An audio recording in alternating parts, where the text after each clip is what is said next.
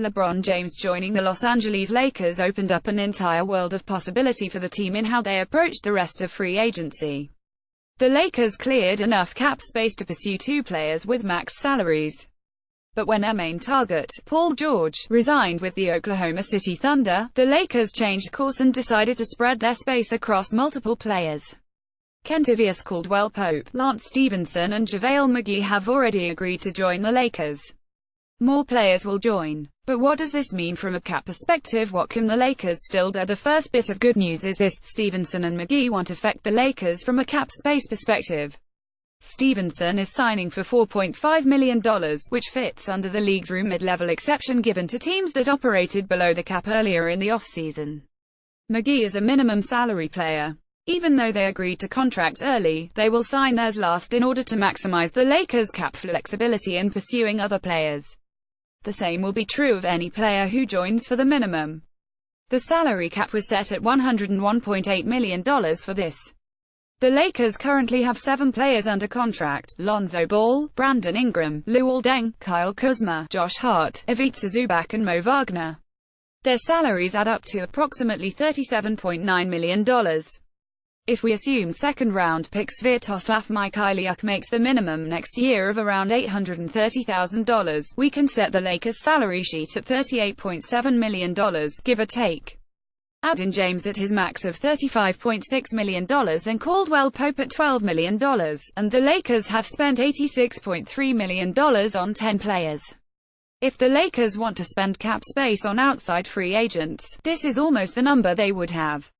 All they would have to do would be account for an incomplete roster charge of the minimum salary for one roster spot. That would take them to around $87.1 million, giving them something in the neighborhood of $14.7 million to spend on a single free agent. If they wanted to split their money up among two free agents, that minimum roster charge disappears and they would have $15.5 million to spend. Those charges exist to account for teams having below 12 players, which the Lakers would ent if they signed two free agents. The Lakers would have access to almost any free agent on the market with a starting salary of $14.7 million at their disposal. They could chase Derek Favors if they want size, or J.J. Redick if they'd prefer shooting. DeMarcus Cousins seems to have a cool market right now, so it would be worth asking if he would at least consider signing at that price. The sky is the limit with the current crop of free agents. The Lakers could also trade for another team's bad salary and pick up another asset to potentially deal for Kawhi Leonard. The Nuggets want to move Kenneth Faried to save on their luxury tax bill, for example, and he would fit neatly into the Lakers' salary slot. If they could pry Denver's first-round pick out of that deal, it could be a major chip to include in a trade with the Spurs. Faried expires next, so he would impact their ability to create significant cap space next year. The Lakers do have another option, though. They have not yet renounced their rights to restricted free agent Julius Randle. His cap hold is approximately $14.1 million, eating up most of their remaining space. The Lakers cannot sign another high-salary free agent without renouncing the rights to Randle. The advantage of keeping the rights, though, is that it would allow the Lakers to go over the cap to keep him. Theoretically, the Lakers could give Randle a max contract to keep him and it would be completely legal. It would ultimately cost them that much, and a market hasn't exactly developed for him so far, but it is an option that the Lakers have in their back pocket. That means that the Lakers are essentially choosing now between keeping Randle on the books or signing more outside help. They will probably see what exactly they can do with that cap space before they commit it to Randle, but he remains a potential part of their plans as long as his cap hold is on the books.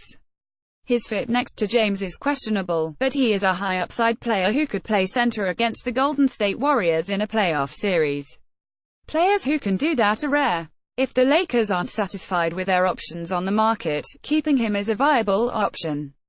All of this could change at the drop of a hat. If the Lakers trade for Leonard, the parameters of that deal would have major implications on their cap sheet. If they use the stretch provision on Deng, they could save over $10 million in immediate cap space. Too much is up in the air to say for certain which path they will take, but for now, holding on to Randle until they find a better option seems the likeliest.